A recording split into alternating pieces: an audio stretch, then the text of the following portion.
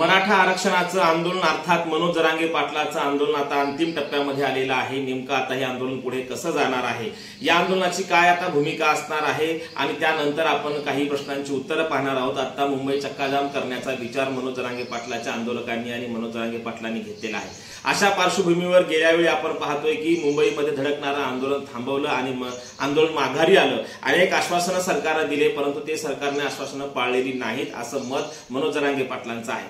मग या सर्व पार्श्वभूमीवर नेमकी भूमिका काय असणार आहे, पुढे आंदोलन कसं सरकणार आहे आणि हे आंदोलन कधी मुंबईला जाणार आहे आणि या सर्वच आंदोलनाच्या प्रश्नांची आणि आपण पाहतोय की देवेंद्र फडणवीस यांचं सरकारला आता खरं तर धास्ती लागलेली आहे की हे आंदोलन जर मुंबईत धडकलं तर काय होणार आहे। या सर्व प्रश्नांची उत्तरे आपण या व्हिडिओच्या माध्यमातून पाहणार आहोत।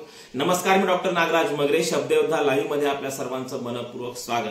आपण आमच्या चॅनलवर नवीन असाल तर खालचं काळं बटन आहे ते बटन दाबून आम्हाला सबस्क्राइब करा, जेणेकरून आमचे व्हिडिओ आपल्यापर्यंत येतील आणि आपल्याला नवीन नवीन माहिती या आंदोलनाच्या आणि इतर सामाजिक राजकीय शैक्षणिक घडामोडीवरती आपल्याला ते नवीन व्हिडिओ आपल्यापर्यंत पोहोचतील। तर आपण बघत होतो की नेमकं आंदोलन मनोज जरांगे पाटलाचं कोणत्या दिशेने चाललेलं आहे आणि आता नेमक्या आंदोलनाची काय भूमिका आहे। आपल्या सर्वांना माहितच आहे, मागच्या वेळी हे मुंबईत आंदोलन धडकलं होतं, परंतु एकनाथ शिंदे यांच्या सरकारने आश्वासनं दिली आणि हे आंदोलन पाठीमाघारी आलं आणि आपल्या लक्षात येईल की पुन्हा जिकडे तिकडे मनोज जरांगे पाटलाच्या आंदोलनावरती लोकांनी टीका टिप्पणी केली, परंतु या आंदोलनाची धार अजूनही कायम आहे हे दिसून येते। कारण आपण पाहिलं असेल गेल्या आठवड्यामध्ये मनोज जरांगे पाटलांनी मुंबईच्या दिशेने हे आंदोलन घेऊन जायचं ठरवलेलं आहे आणि अशा पार्श्वभूमीवर त्यांनी खरं तर बैठक बोलवली होती आणि आंतरवाली सराटीमध्ये जवळपास मोठ्या संख्येने लोक या ठिकाणी उपस्थित राहिलेले होते। याच्यावरून कळतं की या आंदोलनाची धार ही कायम आहे आणि ही धगधग कायम आहे। आणि मग हीच आंदोलनाची धार कायम ठेवण्यासाठी आता मुंबईला 27 ऑगस्टला खरं तर आंतरवाली सराटीमध्ये सर्व मराठा बांधव एकत्र येणार आहेत आणि दुसऱ्या दिवशी या आंदोलनाला सुरुवात होणार आहे आणि हे आंदोलन मुंबईच्या दिशेने आगेकूच करणार आहे।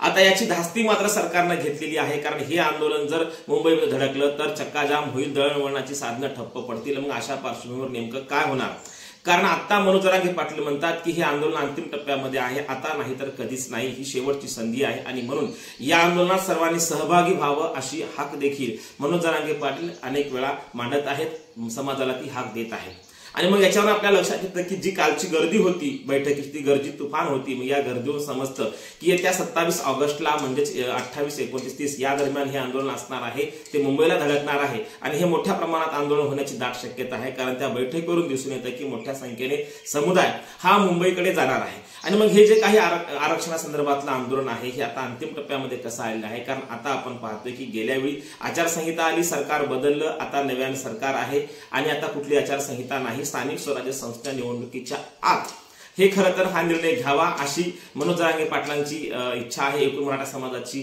अपेक्षा आहे की या स्थानिक स्वराज्य संस्था निवडणुकीच्या आधी सरकार काहीतरी निर्णय घेईल आणि म्हणून यासाठी 27 ऑगस्टला एकत्र येऊन 29-30 दरम्यान खरं तर हे आंदोलन मुंबईच्या दिशेने रवाना होणार आहे।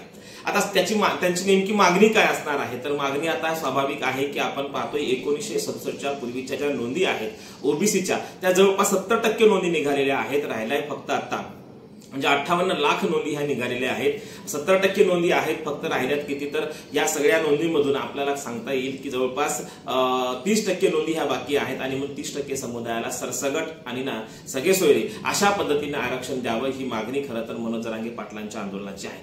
अनेक आंदोलनं झाली, अनेक प्रकारच्या खरं तर आश्वासनं देण्यात आली, परंतु हे आश्वासनं खरं तर सरकारनं पाळलेली नाहीत असा आरोप मराठा समाजाचा आपल्याला दिसून येतो।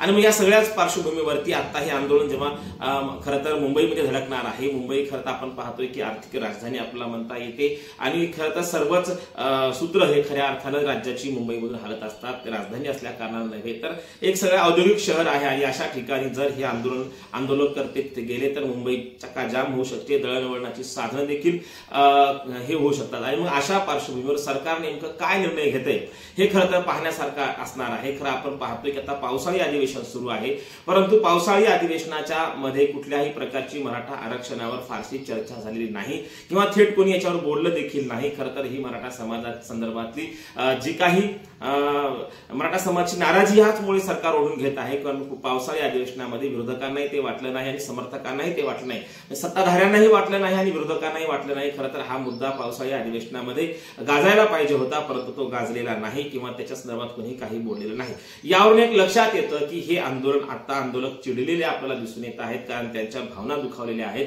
कारण आपण पाहतोय गेल्या 3-4 वर्षापासून नव्हे तर 1981 पासून ते आज तागायत हे आंदोलन मोठ्या प्रमाणात सुरू आहे, तरीही मराठा बांधवांना आरक्षण मिळत नाही। ही त्यांच्यामधली जी नाराजी आहे ती नाराजी खरं तर या मोर्चाच्या माध्यमातून आपण महाराष्ट्रामध्ये पाहिली, परंतु आता डू ऑर डायच्या परिस्थितीमध्ये मनोज जरांगे पाटील हे अंतिम टप्प्यातलं आंदोलन मुंबईकडे घेऊन जात आहेत आणि मग या मुंबईकडे निघालेल्या या आंदोलनामुळे काय होणार, तर स्वाभाविक आहे की चक्काजाम होणार आहे। मग अशा पार्श्वभूमीवर तर या आंदोलनामुळे चक्काजाम होण्याची दाट शक्यता आहे आणि अशा पार्श्वभूमीवर नेमक्या पावसाळी अधिवेशनाच्या शेवटी काही निर्णय येतोय का, किंवा या संदर्भामध्ये काही मुख्यमंत्री निर्णय घेतील किंवा काय चर्चा होणार आहे हे खरं तर पाहण्यासारखं असणार आहे। जर पावसाळी अधिवेशनाच्या शेवटच्या आठवड्यात तरी चर्चा झाली किंवा काही विधेयक निघालं किंवा काही निकाल लागला तर कुठेतरी हा मोर्चा थांबू शकतो। जर या अधिवेशनामध्ये काही निर्णय निघाला नाही तर हा मोर्चा मुंबईत धडकणार आणि यामुळे खरं तर चक्काजाम होण्याची दाट शक्यता आहे आणि अशाच पार्श्वभूमीवर आज आपण पाहतोय सरकारची